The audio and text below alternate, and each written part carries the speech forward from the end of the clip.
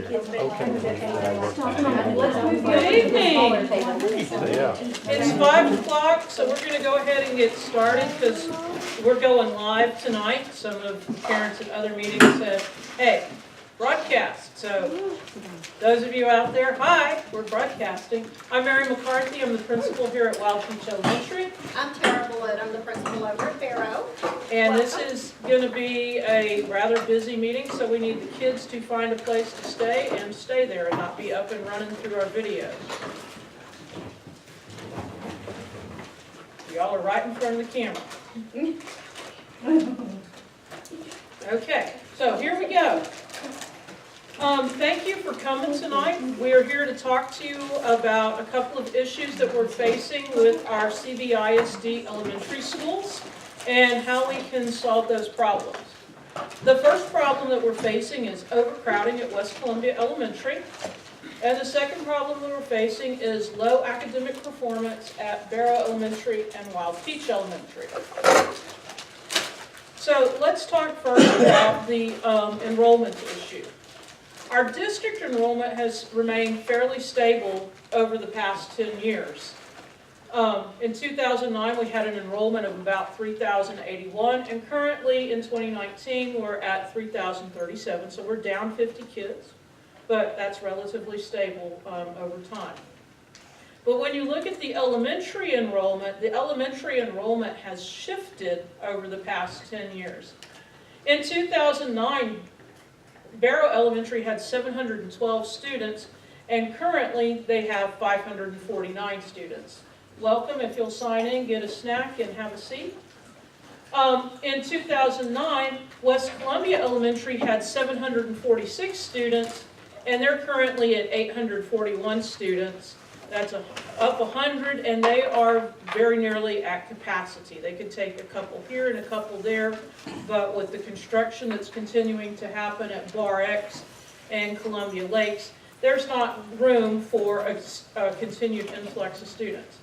And Wild Peach Elementary has remained relatively stable over the past 10 years, 322 in 2009, and currently we're at 316, so virtually no change. So we've got to solve the problem of overcrowding at West Columbia Elementary. They are at capacity, and people are continuing to build in Bar X, and they're continuing to build in Columbia Lakes, and there has to be a place for those students to go. So the first thing people ask is, well, why don't you just add on to West Columbia Elementary and make it bigger? The Texas Education Agency, our governing body, they have specific requirements on the size of facilities. And they say that for a certain number of students, you have to have a certain square footage in the kitchen, a certain square footage in the library. In other words, a certain amount of space in those facilities that support the student enrollment. For us to be able to add classrooms at West Columbia Elementary, we would have to enlarge the cafeteria, enlarge the library, the gym, and all the other service areas. Adding on to kitchens and libraries and gyms is very expensive. Adding classrooms, maybe not such an expense, but when you have to enlarge the support facilities, that really raises the cost. So it would be very costly to add classrooms and space at West Columbia Elementary. So one of the things that we could do that has zero cost to the district is to redraw the attendance boundaries for the 3 elementary schools. Those attendance boundaries were last adjusted when Wild Peach Elementary School opened in the 1980s. So it's been about 40 years since the attendance boundaries in this district were drawn. Redrawing attendance boundaries can be painful for a community because change is always painful. It upsets people when their child was going to school X and now they're going to school Y. But it is a zero-cost option for alleviating the overcrowding problem at West Columbia Elementary. As we, the principals, have talked with our teachers and with our administrators, one of the options that's come up has been adding on to the junior high school and building a 6th grade wing and moving all of the district 6th graders from West Columbia, Wild Peach, and Barrow to the junior high school. This has been a very popular option with people. They like the idea. However, this is going to require the passage of a bond. Bonds affect your property taxes. This community traditionally does not support bond elections, but this is an option that people really seem to like. They want to have the 6th grade kids at junior high where they're like everybody else in the surrounding area. Brazosport, Sweeney, Angleton, their 6th grade is not in the elementary school. But that's going to require the passage of a bond. The support facilities at West Brazos Junior High are adequate according to TEA for the addition of the wing and the addition of the number of students. They have different standards for elementary school and secondary school, and according to the TEA guidelines, we could, without enlarging the support facilities, add an additional, it would be about 250 students to West Brazos Junior High School. Another option that's been thrown out to try to attract students on their own from West Columbia Elementary is to remodel Barrow and take down the old part that used to be Brazoria Intermediate, make some fresh state-of-the-art classrooms, and create either a fine arts academy or a STEM academy. Some of you are used to hearing them called magnet schools, where people on their own choose to go to another school for a different type of a program. That too would require some financing and probably a bond election to fund that. And then there was the option add on to West Columbia Elementary. So those are the things that we could do to solve the overcrowding problem at West Columbia Elementary. Did anybody have any questions about those options at this time? Yes, sir. Is the budget, is it across the board for all 3 schools? I mean, like for West Columbia, Wild Peach, and Barrow, is it all out of the same budget, or? Yeah. Separate? Yes, all of the schools operate under the Columbia-Brazoria Independent School District, and that's our taxing entity, and we all get our money from the same source. Yes, ma'am? Is the overcrowding at West Columbia because of the boundaries, or because people are choosing to take their kids there? People have always transferred kids to that school because of daycare or because of where they work. The number of transfers hasn't changed. What has changed is they're building homes. I've been told that last year there was 75 building permits in Bar X and Columbia Lakes. So when you build new homes, that brings new students. Brazoria has not had a new subdivision in probably 20 years, and Wild Peach doesn't have subdivisions. We just have random housing. So the population in Brazoria also fluctuates with the economic situations because it's more rental type properties, and as your construction projects come in and out, your people come in and out, whereas Columbia Lakes and Bar X, that's more homeowners. And I know that there's homeowners in both communities, but there's more new homeowners with school-age children in Bar X and Columbia Lakes, which is why the school population there is increasing, whereas it's staying the same here and decreasing at Barrow. It's not because of transfers.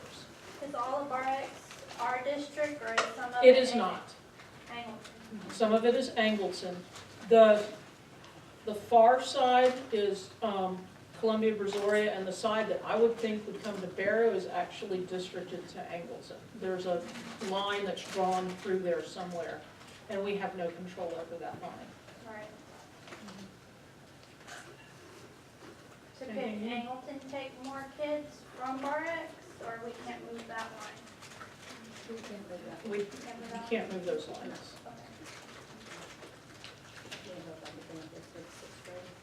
Okay, so One of the reasons that people are so much in favor of moving sixth grade to the junior high school is because of the benefit to the sixth graders as they prepare for secondary school. Many of you have children who are going to be student athletes. Sixth grade PE directly prepares them for seventh grade PE, and they're all together instead of a few here and a few there and a few there. They're all together. For those of you who have kids who want to participate in fine arts, yes, the band teachers come around to each school, but I have 5 kids in band this year. 4 play the trombone and 1 plays the clarinet. They don't ever actually get to work together as a band until the rehearsal right before the Christmas concert and the spring concert. That doesn't really prepare you for 7th grade band and then to go on and be really successful as a musician in high school. Choir. You know, I have 5 kids in band. What am I going to have? 7 kids in choir? That doesn't work for a choir. So that's not even an option in the elementary schools. But you bring them all together, and now you have an option for a 6th grade choir. We're not set up for theater. We're not set up for foreign languages. There's just a whole lot more opportunity for the older kids if you get them in a setting where they're combined. And then in 7th and 8th grade, they actually compete in UIL in those events. So it's really good for them. And plus, you know, they're here with 4-year-olds and they're 12. And running a 4-year-old, you know, the things that apply to a 4-year-old don't necessarily apply to a 12-year-old, or not in the same way. So socially and academically, your teachers are really, really in favor of that option, and many of the parents we've spoken to are highly in favor of moving the kids to the junior high.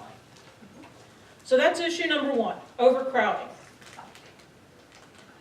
Issue number 2 is our accountability, our student performance. I'm going to show you the results real quick as a table, but tables are hard to look at and really get the meat of, so I've got it in graph form here. This is the 2016 STAR. The red line represents the average number of kids passing the STAR test across the state. The first set is 3rd grade math and 3rd grade reading. Then we have 4th grade math, 4th grade reading, and 4th grade writing. 5th grade math, 5th grade reading, and 5th grade science. 6th grade math and 6th grade reading. The red bar represents the average number of kids passing the test at the state level. Not their score, but if they passed or if they didn't. The blue line represents the students from Barrow Elementary, and the green line represents the students from Wild Peach Elementary. And you can see that in some cases we're right pretty close to even with the state line that's in red. In some cases we're below, and in a few cases we're above. So this was in 2016. This is 2017.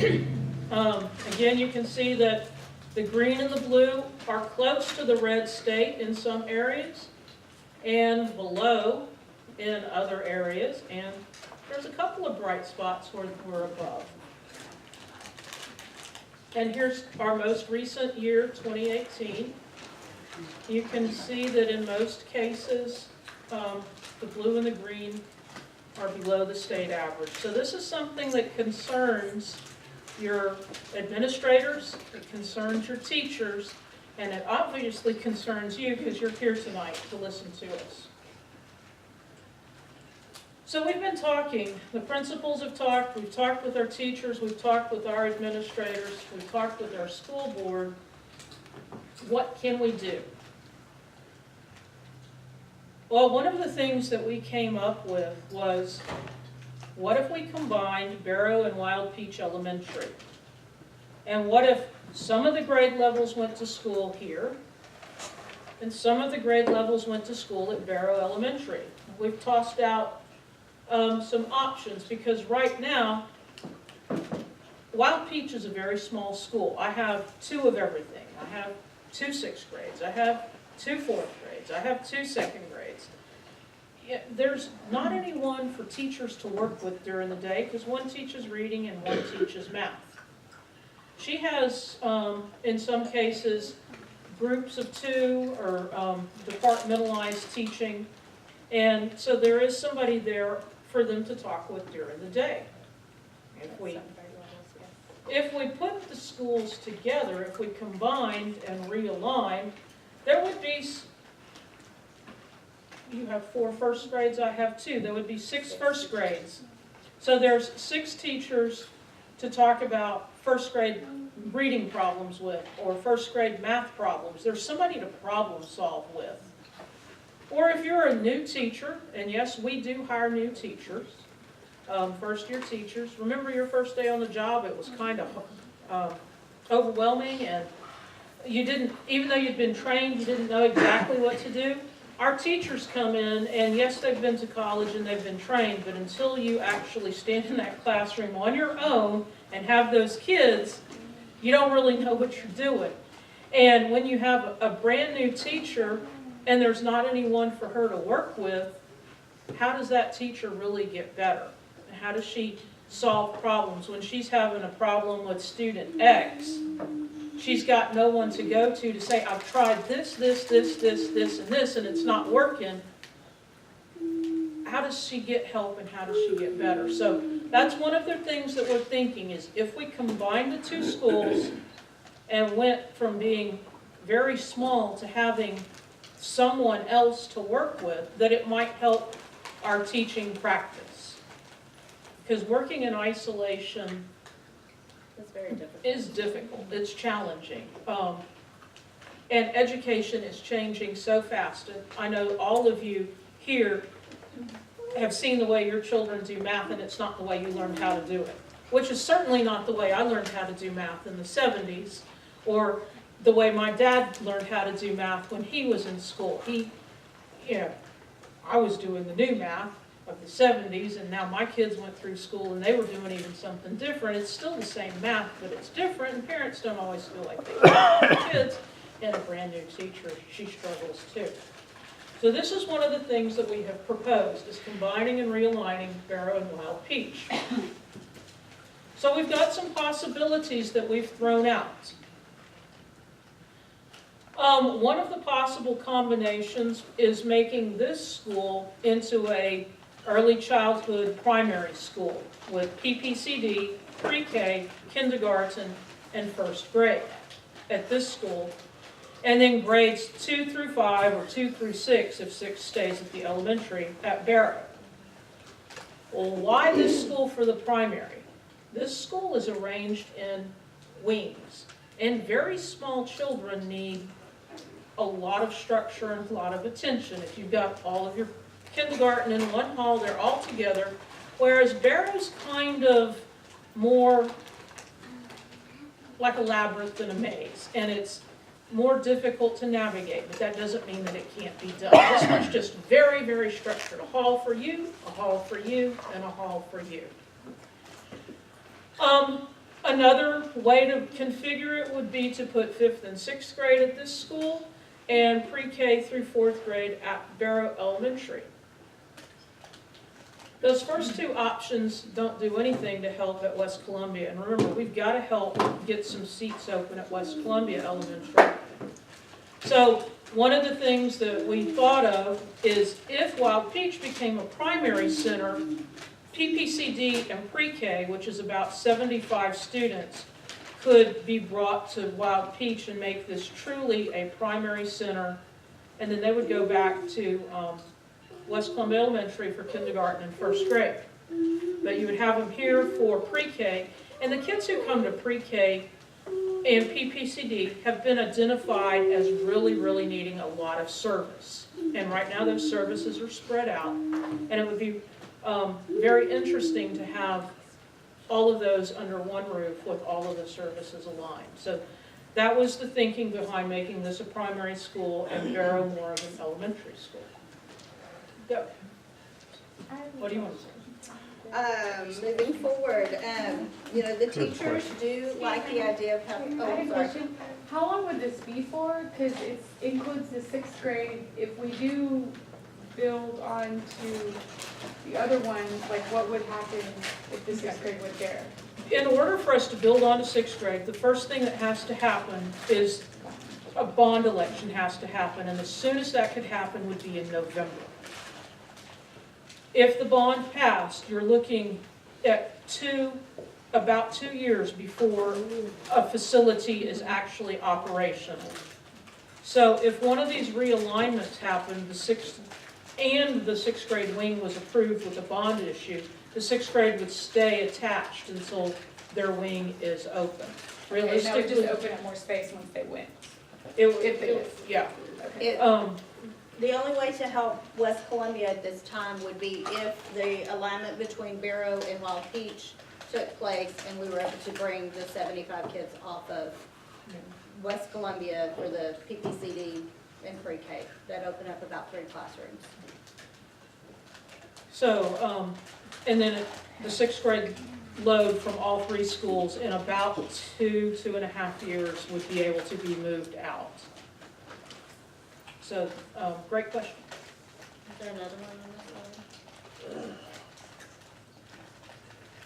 What is the number of seats that you're targeting? Number of people you're targeting to move out of West Columbia? Is it just the 75, or do you need more space than that? Actually, we need more space than that. That's why we'd like to move sixth grade. That would move 125 students out. But that's going to require construction and a bond to move all of them. So 6th grade would move 125 out of West Columbia, or 6th grade plus the PPCD and pre-K would move 125? Just sixth grade is 125 plus the additional 75 from PPCD and pre-K. That would open up 200 seats at West Columbia Elementary. Yes, sir. If the, if the housing community, if they continue to build subdivisions and there's more people moving and building in West Columbia and Bar X, wouldn't it make more sense just to add on to West Columbia's school to accommodate all the kids from all these people moving over there versus doing all this on this side? I mean, doesn't it seem like a temporary fix doing this versus if you're gonna have more people just keep moving over that way or building houses and you're gonna have more kids going there, wouldn't it make more sense to just go ahead and handle the problem and build on over there? To add classrooms to West Columbia Elementary is going to require major remodeling to the support facilities of the kitchen, the library, the gymnasiums, the bathrooms. You can't, because it's an elementary school, we have to stay within the Texas Education Agency guidelines for the support facilities. That's going to skyrocket the cost of adding classrooms. And they're already at about 875 kids, students at an elementary school. We would be talking, how big do you want an elementary school to be in our district? I mean, that would be large if we continue to add over there. So right now, you're just playing with the numbers of the age of the kids right now, pretty much, huh? Right now, we're strictly looking at the number of kids over there. They have room for a few students, but it would be, pockets. A few at this grade level, a few at that grade level. We can't bring in a whole new classroom. They'd have to be split. Yes, sir, you had a question? Okay, she was next. Go ahead. Okay. I was at the last one, so my question is, if we solve this and we get this bond for the 6th grade wing, all these kids are going to high school eventually. How's the high school gonna look when all these kids get to high school level? The high Is school can gonna- handle quite a few more students. Okay. The way that- it is growing. Yes, but the way high school classes are structured and with the amount of electives we have and the way you can schedule kids, there's quite a bit of capacity. It has handled up to about 1,100 kids with no problem, and it's currently at what, 877. 877. There's quite a bit of room at the high school. Somebody else had a question. Yes, it was you. You mentioned something about maybe there was an increase because of construction work, right? Yes. Is that part of the figures? I mean, is it that more people are moving here, or what's gonna happen when the construction work is gone? Are we gonna Okay, have the empty schools? I know there's a lot of trailer parks and Okay, when I said mobile homes built. there's the construction building new houses, and then there's the construction workers who come in the mobile Yeah, out of town. communities and the rental property. The rental property and the trailer parks is mostly Wild Peach and Brazoria, so that population comes up and down. Our enrollment is very, very mobile. Whereas West Columbia, it's more people are homeowners there and they're building new homes. So that population is coming in and staying. Whereas the population in Brazoria and Wild Peach tends to be more of a turnover. As that construction project finishes, you pick up your trailer and you go somewhere else, or you give up your lease and you go somewhere else. Because it's just the way the communities are. And she was referring to the 75 permits earlier. Is Yeah, that what building you? home permits. That, yes, Building that's permits. building permits for new homes in those two subdivisions. Those are just the recent numbers we've received. And I believe there's been more filed for this year. Yeah, there's a ton of homes being built out there. Yeah. And Brazoria, I live in the last new subdivision that was built there, and my home was built 27 years ago. And so there's not a lot of construction happening in Brazoria. And in Wild Peach, they'll throw up one here and one there, but it's not steady new construction in Wild Peach. Okay. Yes, ma'am? So when I went to school, I went to Brazoria. When I went, we had Henry-O Tanner for like Pre-K and Then we kindergarten. went to the elementary. where And the then you went staff- to intermediate. And then, what if we build a whole new intermediate for the kids? And have all the kids go to an intermediate and then go to the junior high? That is going to also require Right, a but that would be, bond construction. that would fix a long-term problem too, instead of just a Band-Aid, just build a wing and move some kids around. Because if it continues to grow, we're gonna be busting again. We've looked pretty hard at the numbers, and building a sixth grade wing with a capacity of 250 would give us some life for a projected, what was it, 7 to 10 years? My reference back there is Mr. Jonathan Champagne. He's the president of our board, and he's got a whole nother grasp, but a whole nother level of things behind the scenes that have to be thought about. So he's my go-to guy back there, in case you were wondering. But yeah, we've looked at the numbers, and if we built a wing that would hold 250, we're pretty sure that would do us for a projected 7 to 10 years. When we built the new West Columbia Elementary, we didn't build it to capacity 10 years ago. We built for some growth, and we've had that much growth. And it just, we do studies. They're looking with the Brazoria County Economic Development Council, and they're going off their projections for what's going to happen here. I was thinking if it worked back then, we should put it back in a place where everybody went to intermediate. They went to the pre-K, went to elementary, we went to intermediate, junior high, and high school. Okay? Let me speak on that, if you don't mind. Sure. I went to school here too, graduated in '79, so I went to those same classrooms. What happened is the amount of, we're a property poor district. Sweeney, Bradford, Anglehorn are property rich districts. They send extra money to the state after they use what they need to do. We don't have that benefit. So when we had 8 campuses with Henry Tanner and the intermediate schools, we couldn't maintain them. We didn't have enough revenue coming in to maintain them. And so that's why we built the new junior high and did what we did at West Columbia Elementary, built those new schools and reduced down to 5 so we can afford to, with the money we have, to maintain it. If we went back up, we don't have enough money to do it, to be honest with you. That's the issue with that. I would be concerned with adding on to the junior high because I've been in the hallways with those kids during the bell, and it is, I mean, they're packed in there. The I junior mean, high, they're when we built it, was designed for a possible add-on.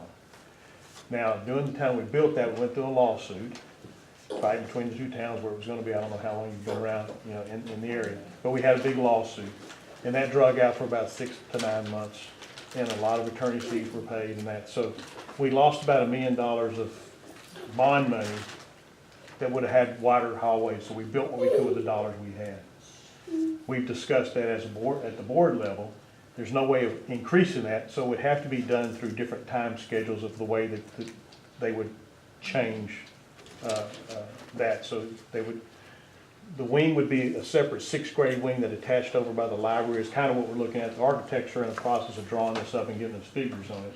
So we kind of know what's going on. We're in the preliminary stages of that. But we would have to do some sort of scheduling that way. So 7th, 8th graders in class, when they go to lunch or when they go to the library or whatever, they wouldn't change classes at the same time.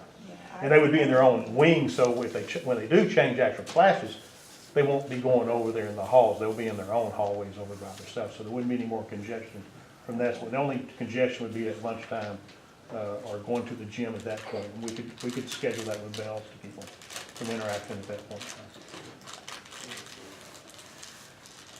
More questions?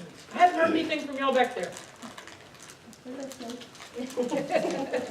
Well, on the narrower hallways, how would that work if there's an emergency? You hear about all these shooter people. How would that work if there's just the hallways are all clogged? Well, they wouldn't be clogged. The way the school's designed is if we're able to limit access into the building. Santa Fe and some of these schools you see, they're like our old high school, or like our current high school, before we put the fencing up. You could come in from anywhere into a school. Our elementaries and our junior high, you have to come to an access point. They get your ID, they put stickers on you, they let you in. You can't go around the back and walk in the back of the junior high somewhere. So we have a controlled entrance. If they did get in, there are exits on those wings and things, so people's not exiting through the hall. They would be exiting through the different exit points they have to get out of there to escape that situation. Okay, I haven't been to the So, junior high. yeah, So. even with fire and stuff like that, we have it built that way, so if there's something there, they're not walking through the halls to try to get out, they have exit points to get out.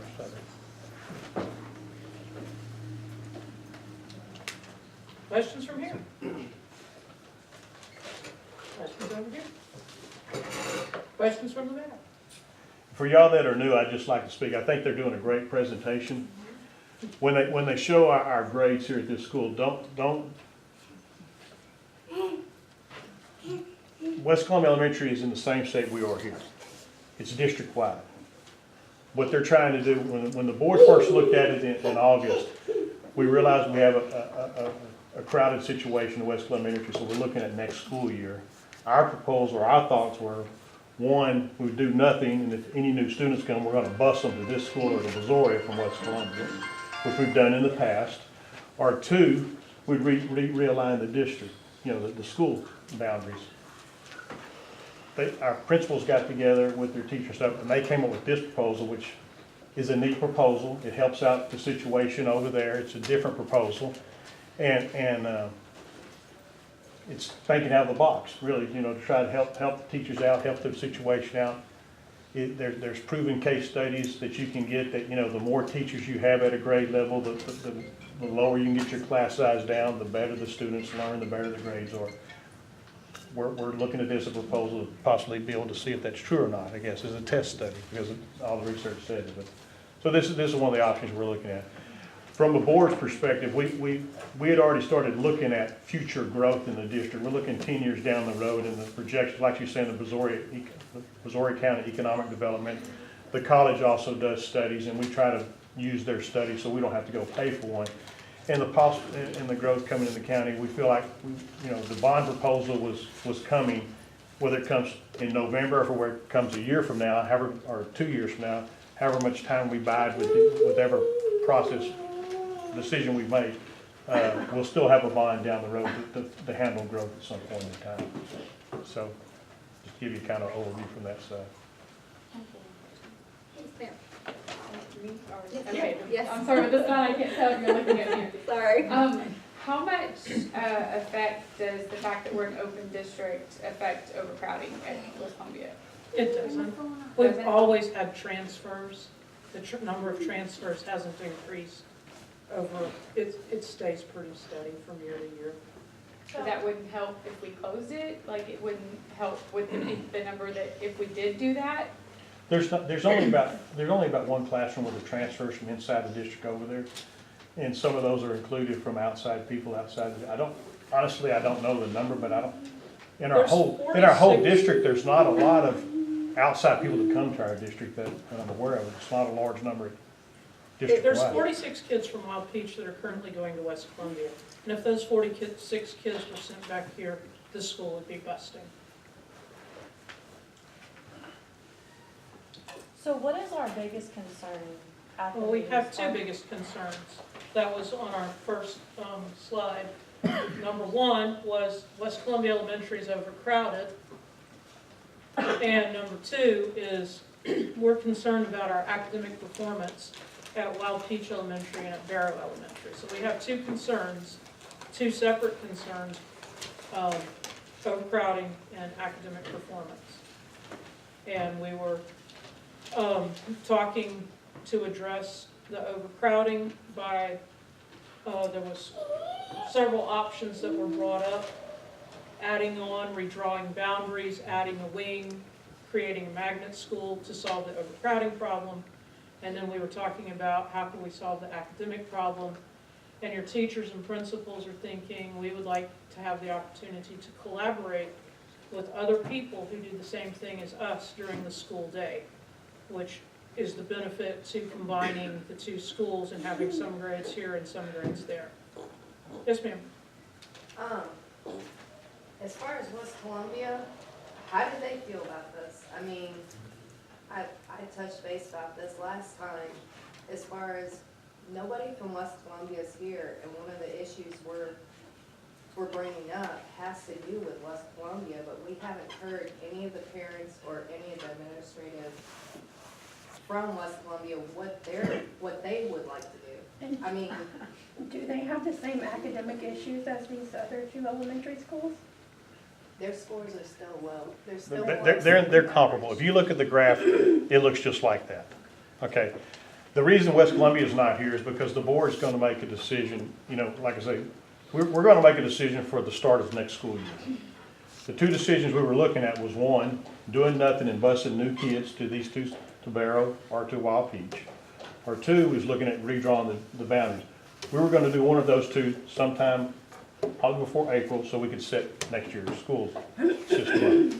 So if we What- redraw, So when they came up with this proposal about realigning these, we said, hey, you know, see, they said the teachers like it, I've talked to some teachers, and they think it's great, they want to do it. We said, let's go out and see what the public has to say. So now the board will have three options to look at. One, realigning like they're saying with this, redrawing the boundaries, or busing children from West Columbia to these two schools. So that, one of those three options will be decided probably at the March meeting, probably at March, I wouldn't think April, but probably March. And so that's why we're doing these community things, to see if there's interest. If you think this is a viable option for merging these two, then it would open up for West Columbia to come. Then we'd have a discussion with that. So that's, instead of bringing them in before, we're waiting to see which way we're gonna go on this, because if we do one or two, nothing ever happens from that standpoint. so if we redraw the boundaries, then the kids can't transfer through the district at all? Is that Probably what not. you're saying? Okay. We haven't got that far because we don't know which option. We're discussing, that's what we're gonna do at the February meeting next week in March, is to talk That's about all just those what I different was wondering. options. If we redraw it, is that gonna make, those kids can only go to that school, or can they still transfer through the district? Like It's they probably always gonna have? stiffen up the transfer guidelines. Yes, I would think so. They would probably still have some guidelines there, but they would be on a more selective basis. You know, you'd have to have a lot different criteria involved. But again, the transfer problem currently isn't what's causing overcrowding. Yes, ma'am, you have a question? I guess from my perspective, and you realize, and everybody knows in here, I have special kids. So basically, we're gonna bus no matter which way we go. We're either gonna bus the kids from Wild Peach over towards Barrow, depending on age group, or bus the kids from Barrow over towards Wild Peach, depending on age group, or bus West Columbia kids, the new kids over into one of these other two schools. Pretty much. So basically, this becomes a busing question. And then I I guess from my perspective, I know that the teachers want to collaborate, and I'm not opposed to that, and I have a daughter who's a teacher, and so I understand all of that. But from my concern, I get really great care here. And the idea that my kids are going somewhere else, and I know you've got one too, and I think you have one too. So from a special ed standpoint, it's really concerning that kids going elsewhere. Tara? We have a great special ed department at our campus as well. The thought is, depending on the needs of the students that we have, one option might be to combine them based on their needs and be able to have all of the services instead of some services at each campus, maybe combine and have all the services at one. Those are still things that we're trying to figure out and talk about depending on which way we go with our kids, and then of course the needs of our kids. We want to make sure they're serviced, just like everybody else, and they're getting everything that they need. And for those of you with children with special needs, you know that your children don't come last. When we're making considerations, your kids don't come last. They are equally considered, and their needs are met. And I assure you that there is a very good special education staff at Barrow and a very good one here. And if there was some sort of combination of the schools, the teachers may be distributed differently too. Your kids would not be overlooked, forgotten, slighted, served any less. As educators, we're committed to all children, especially the children who need more. Other concerns? Yes, sir. Not really concerned, just a question. How do we relate to Sweeney's academics right now? They're doing better than we are. Let me speak to academics for a minute. We're looking at the elementary schools here. From an elementary school perspective, they're ahead of us, okay? You look at CBISD, and this has been, I've been on board for 15 years. This has been an issue for 15 years. It's not just happening today. But if you look at our students, by the time we get to high school, we're at or above Sweeney and all the other schools around here. It's just our kids, it takes us longer to get them where they need to be, but we get them there. And so when you look at high school, we're great. Junior high, we're in the middle, and we're a little bit below at the elementary school. So that's what we're trying to come up with programs and things to start this at the bottom and get them a better foundation so they'll be even greater at the high school level. So I've spent a significant amount of time here at the junior high and at the high school. And the discipline program that CBISD has isn't the best in my opinion, because there's not a lot that we're allowed to do in the district. And I've heard like other districts, such as Sweeney, has like a much more strict policies for their discipline. Is that something that we could possibly like put into a plan? That's really not part of this discussion.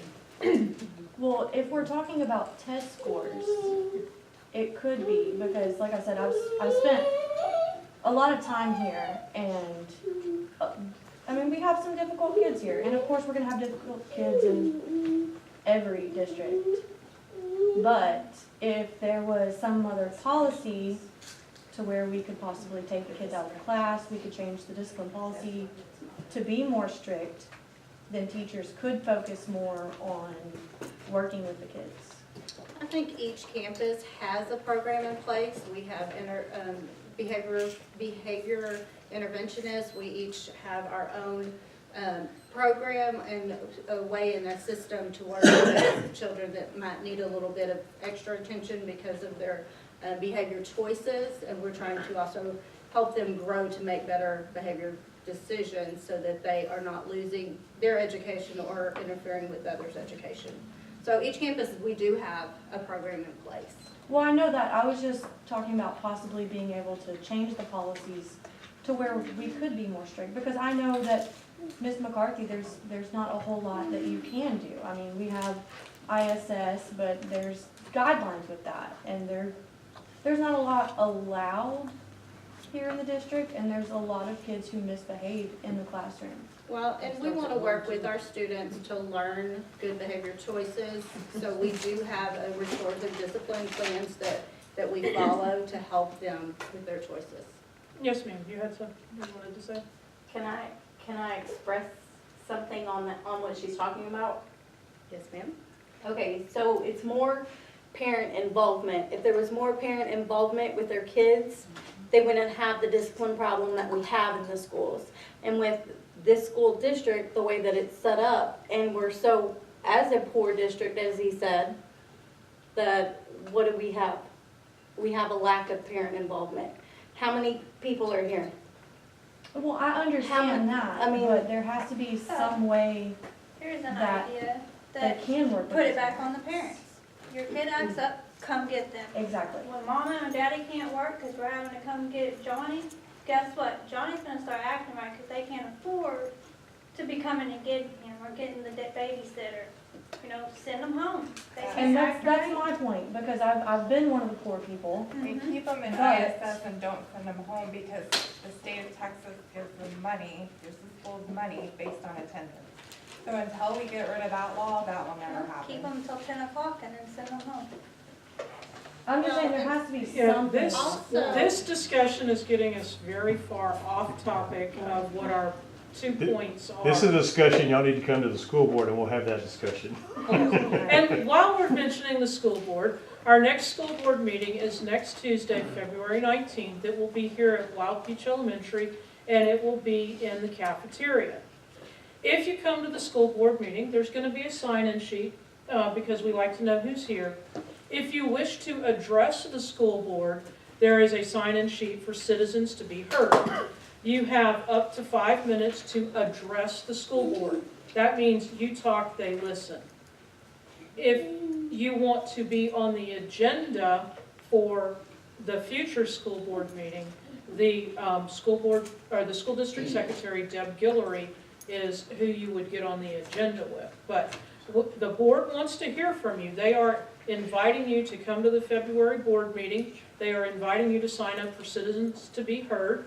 They want to hear from you. That's why they've asked us to host these parent meetings, to start getting feedback and listening to your questions and concern about the 2 issues that we're facing. So please come out next Tuesday night. Mr. Champagne and the rest of the board would love to hear you. We're going to be discussing what we're discussing now. That's what we'll be discussing. Okay, We will be- during the meeting, there will be a time on the agenda, correct, where this is discussed. Yeah, and the report. But if you want to talk to them, that's at the beginning of the meeting in the section called Citizens to be Heard. They listen, they don't talk back, they listen. And then if there's something that needs to get on the agenda, that comes later. During the meeting, Ms. Below and I are on the agenda, so we will be speaking backwards and forwards with the board. They will ask us questions and we will respond after we give a presentation. But we are on the agenda as a report, and so we talk, they ask us questions. But you, if you came to this one, you would be on the Citizens to be Heard. And then again in March, March 26th. March 26th, the board meeting will be down at Barrow. Again, same process, we'll still be providing information, still have the opportunity to sign up for Citizens to be Heard if you would like to speak about The them. February meeting will be a report only, so there'll be no action taken by the board. It will more than likely be placed on the agenda at the Barrow meeting as an action item, so they can give a report, but if we choose to at that point, we could make a decision on which way we go out of the 3 options.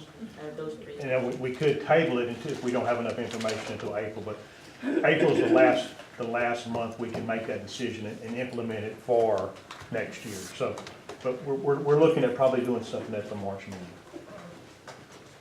Yes, sir. So, from what I've gathered here tonight, to address our academics, you as the principals and your teachers are saying that if we realign the different grades to the different schools, That's what you all feel will help improve our academics within the school district. Is that what I'm gathering from this? Yes, sir. Okay. Because I think that's our most important issue out of all this, is the academics. Yes, sir. You know, brick and mortar, we can build wings, we can remodel, but, and you can have the nicest schools out there, but when it comes to what we need to do on the ground and getting those test scores up, you know, I think we need to be listening to our educators. I'm not a teacher, so I'm dependent on you all to provide that information to you, and I appreciate you all doing that tonight. Thank you. If that's what we need to do, then, I enjoy seeing some of the numbers there, I think it's something that definitely needs to be looked into. My personal thoughts. Thank you. Mhm. I just had a question. Yes, ma'am. If we did, decide to do that where, kindergarten, and such at this school, and so many grades are at that school, would the kids be going to different teachers? Like, I have a son that's in kindergarten, so of course, No. first grade Kindergarten is self-contained. is what first grade would be as well? First grade, there could be some options. There could be a math reading, or there could be a self-contained, or there could be some of each. Some kids, they need the more structured, I'm with the same teacher all day. And some kids, they need to get up and go and have a different presenter. So, right now I have two. I have no choice. I just figured maybe different teachers different learning, Yes, I think that'd be a good idea. Exactly. That's what And we then some kids need the structure. I'm with the same person all day long because that's my need. And so if there's 6 first grades, you could do that. Right now, if there's 2 here, there's only one way to do it. And I have 4, so they're in teams of 2. So our kids will do half day, one teacher, half day, the other teacher, the team teacher. And one of the concerns that was brought up in a different meeting was we do have some kids who really excel academically. And then there could be an option to create a class where they can rock it along at their pace, and we can provide the intense support we need to many of the other children in the remainder of the class. So you will offer advanced courses? Is that No, what you're saying, or? not really advanced because elementary doesn't have advanced, but maybe deeper. Because Haley knows that. Yes, she does. She's the worst. Kind of like enrichment, but not, it's kind of being built into the class. Yeah. Your kid needs more in one way, and there's other children who needs more in a different way. But right now, there's nowhere for me to give more here. Yeah. I'm giving you all I've got. And I guess my main concern with all of this is I'm on board with however they choose to do it. I just don't want to change it and then change it again. You know what I mean? Like, I don't want to change it for 2 years and then once we get the 6th grade built, or because I'm assuming I'm all for it, I'm like, Good. let's go. Once that happens and then we have to redo it again. I just want to get the best alignment that can be switched as easily for the kids, because if you don't have that consistency, then they start. If we do boundaries, they'll stay forever, a long That's time, one because of they've been the- here for 40 years. If we do the realignment with the 2 schools, just speaking from me, I can't speak for the whole board, my thought would be, we'd look at it a minimum of 5 years to see. You have to have at least 5 years worth of data to see if it's working or not.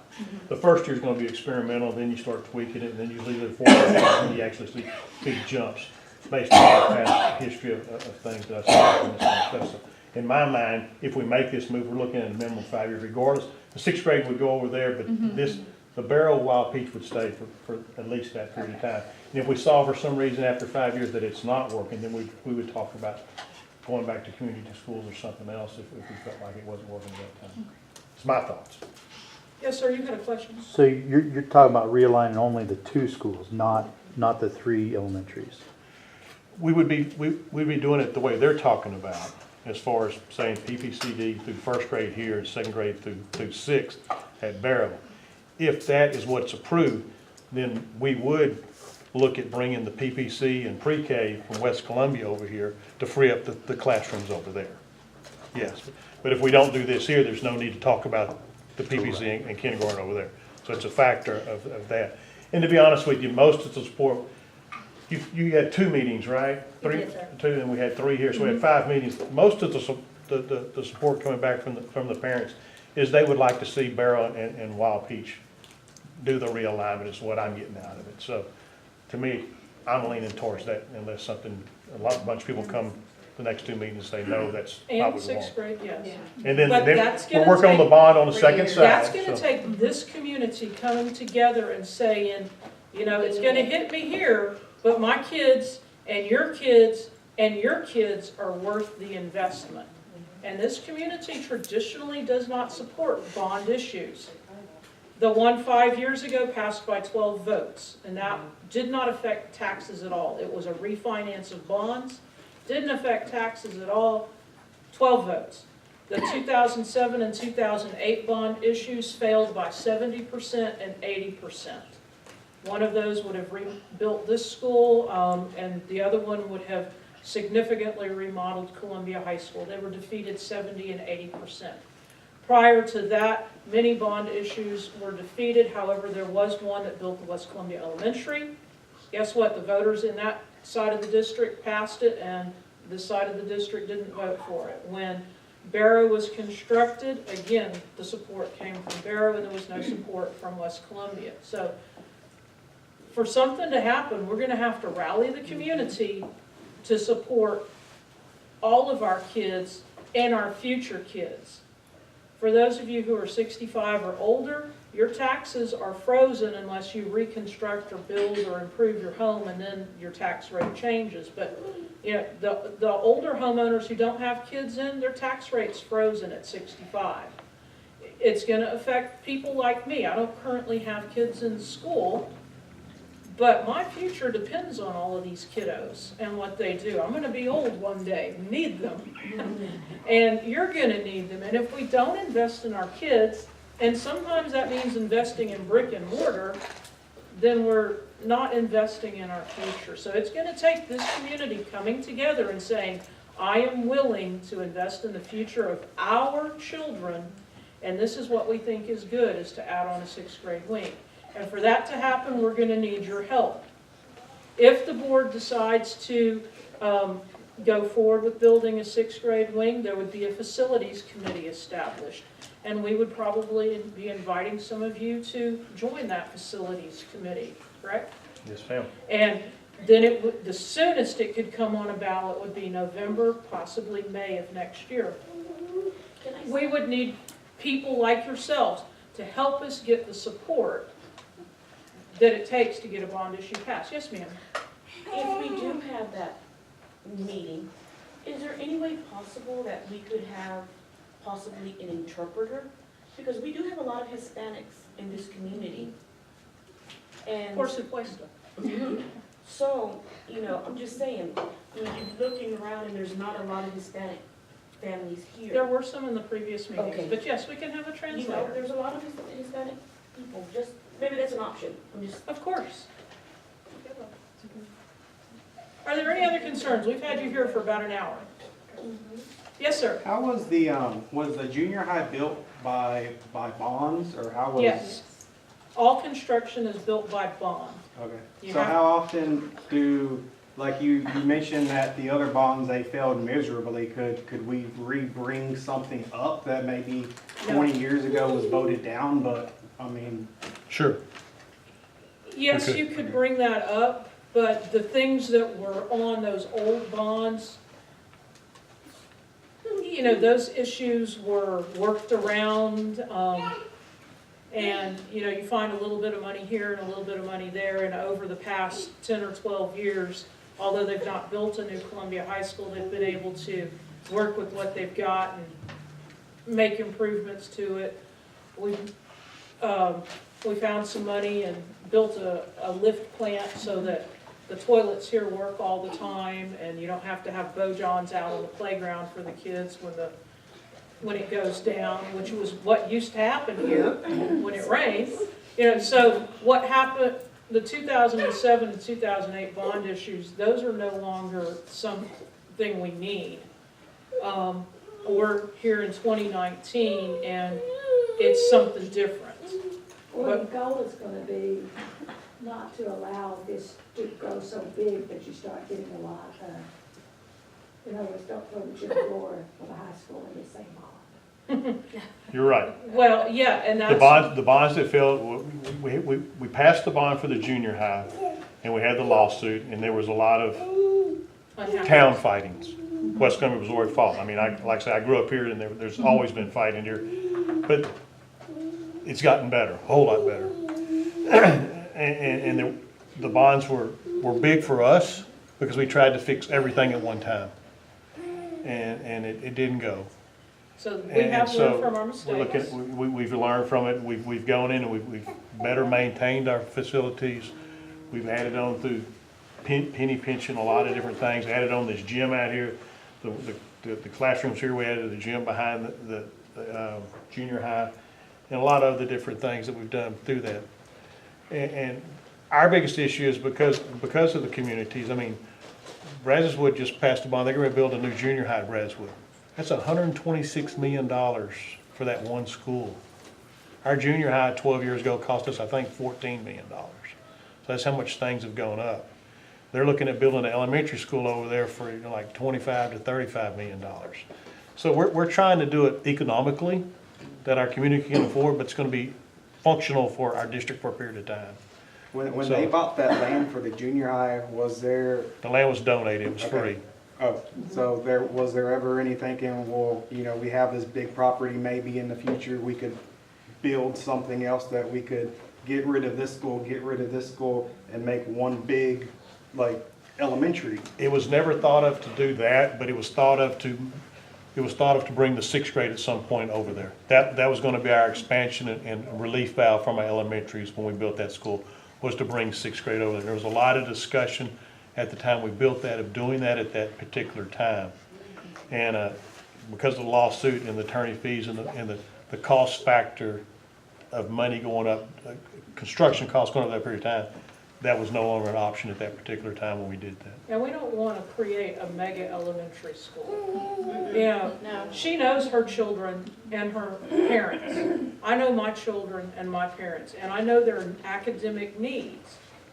I used to work at Brazoswood High School, and that was 2,600 kids. I was lucky to know a fraction of them, and I certainly didn't know their parents. West Columbia Elementary is at 850. That's more faces than your administrators can realistically know and learn and take care of. I personally wouldn't want to have a mega elementary school because I couldn't give your child the level of service that they deserve. And think about it, But this is too small.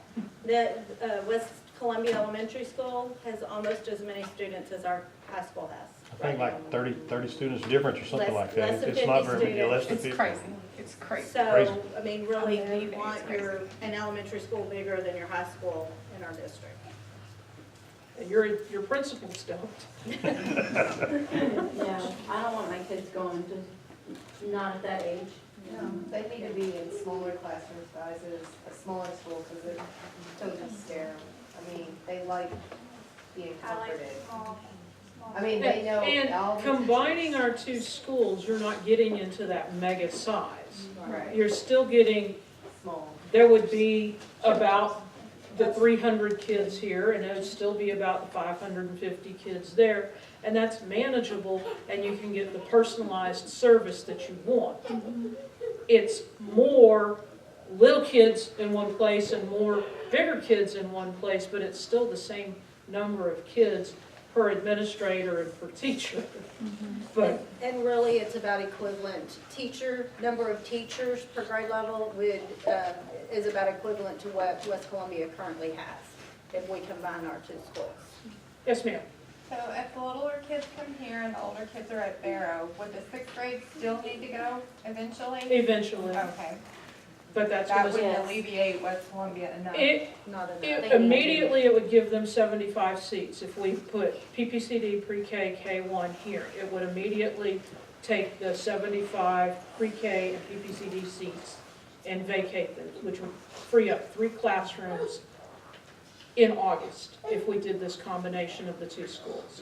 So it would give them a little bit of room. And then that should be able to get us through until a bond issue happens or the board decides it's not happening, we're just gonna redraw the attendance boundaries. I have a question. So I know not by this board meeting, there'll be an estimate. By March, will there be an estimate on what it will cost to have the bond election? The bond? Mhm. That way people kind of know what they're looking at and how much their taxes would raise, so we could possibly like get it out there and be like, yes, go vote Because yes. if your taxes are only going up $20 a year, I mean, I would pay $20 extra dollars if it goes up. We approved them last $500. month to do some preliminary Yeah. figures on that. I haven't heard, I don't know where they're at on that stage. I would think by March they would have, maybe not hard drawings, but they should have a range of dollar amount. One of the things that we did as a board, that Mr. Galloway, our superintendent, did he gives us a weekly update of the district. We went out and talked to the people who have in the past have put out our bonds and gave us what a nickel buys, what $10 million will cost us, what $15 million, what 20 million. So we kind of got that and saw how, we're going to probably talk about that some this month, how that kind of works on there. But we don't know the cost of this expansion yet. So we're trying as quick as we can. Well, it can't be as much as what the school costs No. itself, so I No, mean, that's. it can cost that much. Because a whole school like that will cost you $50 million. So a wing could cost you $10 or $15 million. Okay. Unfortunately, that's just the way construction costs have gone up from that. But I don't know that it's gonna cost them. I don't have no clue what it's gonna cost. I will say that they looked at the junior high and they looked at 3 different proposals of how to add on. Because there's 2 ways you can come off with wings, 2 separate ways. They also looked at doing a freestanding building where 6th grade was self-contained, which would have a eating area. We would produce the food in the cafeteria and bring it over there, and some sort of a library. Now, they said that was gonna cost twice as much as the other 2 options. And we said, we don't even wanna see that one, because, there's no need to bring that to the people. So they're looking at those 2 different options. One of them comes off of the, like I say, the back of the library. The others come off the 7th and 8th grade wings, where you would add on to those and make one of them into the 6th grade, and the 7th grade would be, there's 3 pods there. One would be a 6th grade pod, and the other 2 would expand out for the 7th and 8th grade. So they're looking at those 2 different options, so they're gonna give us a breakdown on that. Okay, so we've been here an hour and 10 minutes. I know you have families to go home to. Ms. Belote and I are available to you by phone call, by making an appointment with our secretaries, emailing us. Our email addresses are on our CBISD website. Again, we invite you to come to the board meeting on Tuesday, February 19th at 6 o'clock in the cafeteria, or March 26th at Barrow Elementary at 6 o'clock in the cafeteria.